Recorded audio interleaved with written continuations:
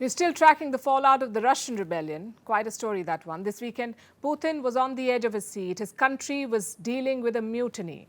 And today it was NATO's turn to be on the edge. Its eastern flank is worried.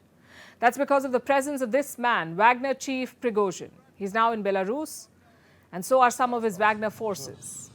You see, when Prigozhin ended his mutiny, he brokered a deal with the Belarusian president, Alexander Lukashenko. He was promised a safe passage out of Russia and into Belarus, so that's where he is now. And his new location is making the NATO uneasy. To understand why, you must look at a map of Eastern Europe. You can see Belarus there. To its north are Lithuania and Latvia. And on the west, there's Poland. All of these are NATO states, and they're worried about Wagner on their borders. Last Saturday, we all have seen the mutiny of the Wagner group in Russia.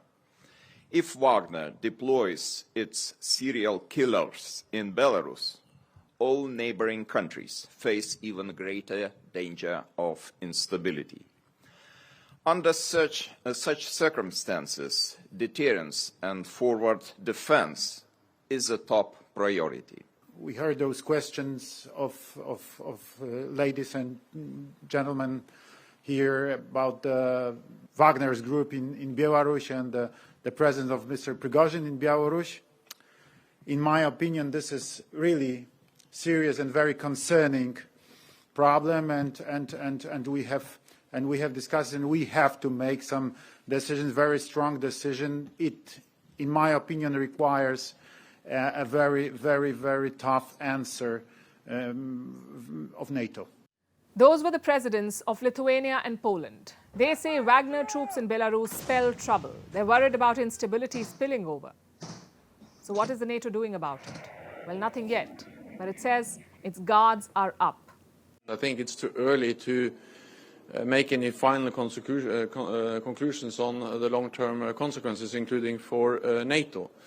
But what we can say is that we are, of course, closely monitoring the developments, and we have already increased our readiness, our preparedness, and our military presence in the eastern part of the alliance.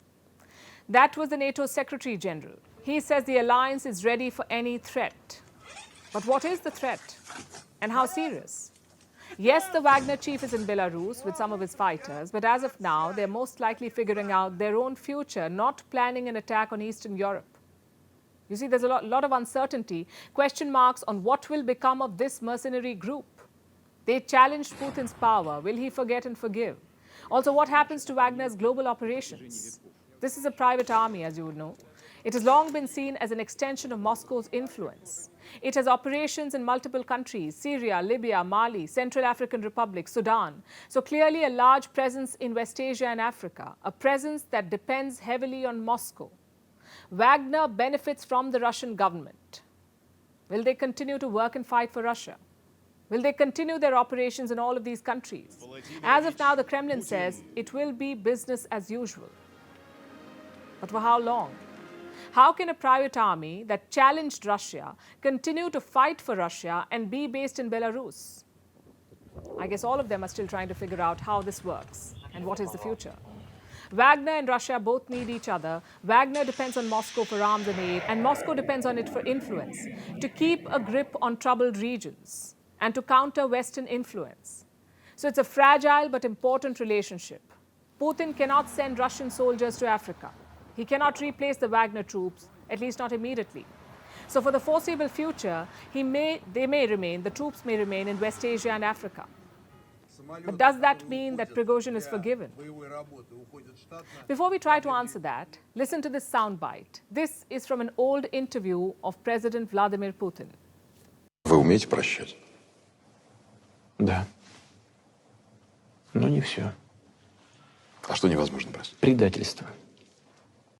So the anchor asks Putin, what is the one thing that he cannot forgive? And the Russian president says, betrayal. Prigozhin's mutiny was a betrayal by one of his closest aides. So it's unlikely to be forgotten or forgiven. A counterattack, a crackdown may not come today or tomorrow, but it will come. You've not heard the last of this.